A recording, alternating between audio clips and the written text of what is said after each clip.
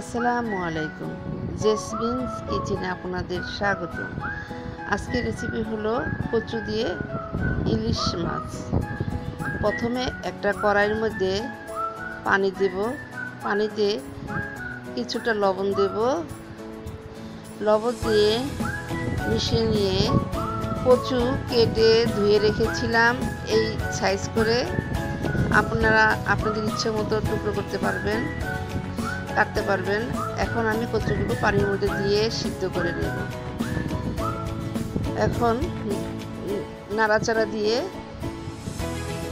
ঢেকে দিব 2 থেকে 3 মিনিটের জন্য।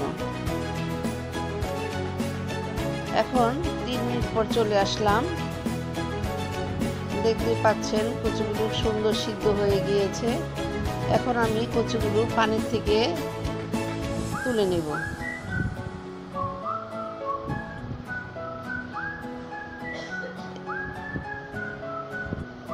এখন আমি ইলিশ মাছ লবণ, হলুদ, মরিচ দিয়ে মাখিয়ে রেখেছিলাম।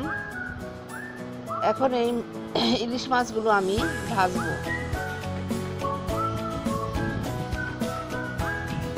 হালকা ভেজে নেব।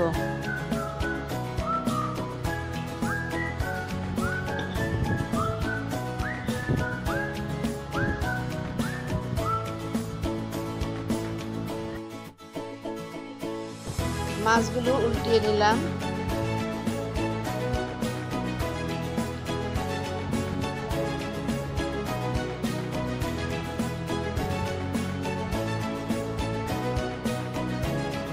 মাছগুলো এখন তুলে নেব। একটা পাতিলায় ইলিশ মাছ ভেজেছিলাম, সেই তেলটা দিয়ে এখন আমি তরকারিটা রান্না করব।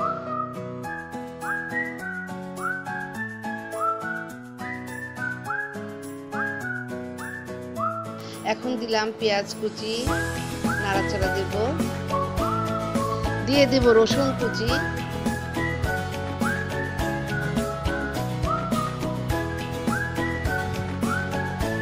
এখন একটু নাড়াচাড়া দেব।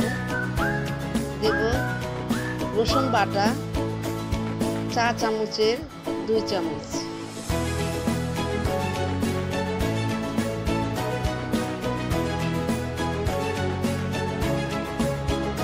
কচুতে আমরা রসুন দিই, অনেকে দেয়। 2 চামচ রসুন বাটা, 1 চামচ হলুদের গুঁড়ো 4 চামচের, 2 চামচ দেব মরিচের গুঁড়ো। ঝাল আপনাদের স্বাদ মতো দিবেন। এখন একটু নাড়াচাড়া নিয়ে দেব। এখন দেব পানি, যাতে মশলা না পুড়ে যায়। নাড়াচাড়া দিয়ে নেব।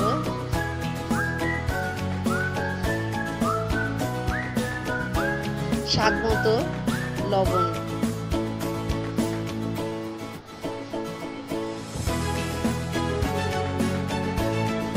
এখন সিদ্ধ করা কচুর তরকারিটা দিয়ে দেব।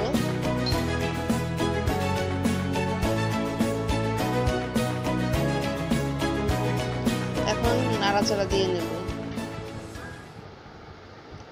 কচুটা সিদ্ধ করার সময় লবণ দিয়েছিলাম, তাই আপনারা পরে লবণ দিলে অল্প দিবেন।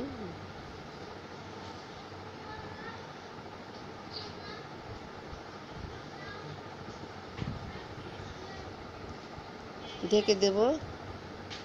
কিছুক্ষণ পরে ঢাকনা তুলে নাড়াচাড়া দেব।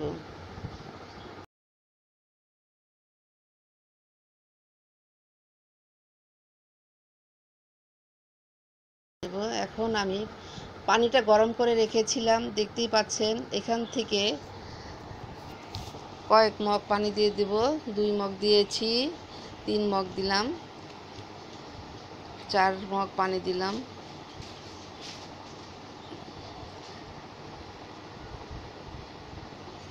এখন একটু নাড়াচাড়া দিয়ে নেব।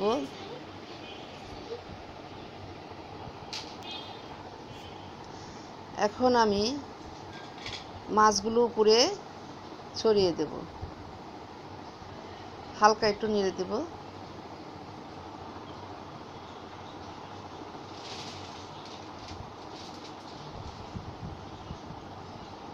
ঢাকনা দিয়ে ঢেকে দিব 3 মিনিটের জন্য।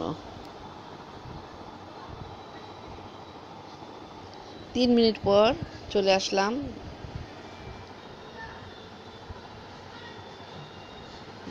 মাছগুলো এখন এক এক করে উল্টিয়ে দেব।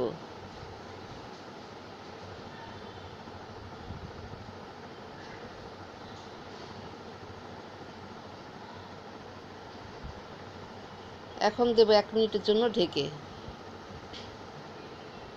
চলে আসলাম 1 মিনিট পর।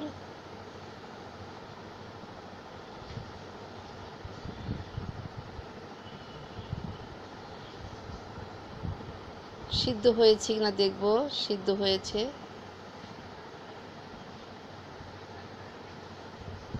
ঝোলটা শুকিয়ে আসছে। হয়ে গেল আজকের রেসিপি কচু দিয়ে ইলিশ মাছ।